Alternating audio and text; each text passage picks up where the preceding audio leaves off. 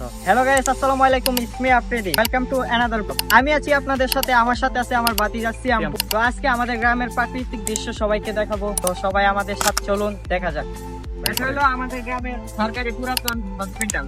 গ্রাম ছাড়া ওই রাঙা মাটির পথ আমার মন ভোলায় রে ওরে কার পানে এটা হলো আমাদের গ্রামের মসজিদ এবং মাদ্রাসা।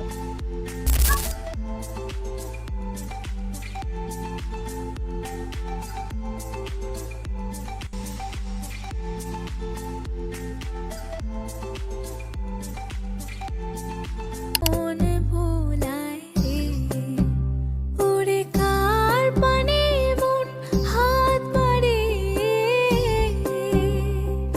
লুটিয়ে যায় ধুলায় রে আমার মন ভোলায় রে গ্রাম ছাড়া ওই রাঙা মাটির পথ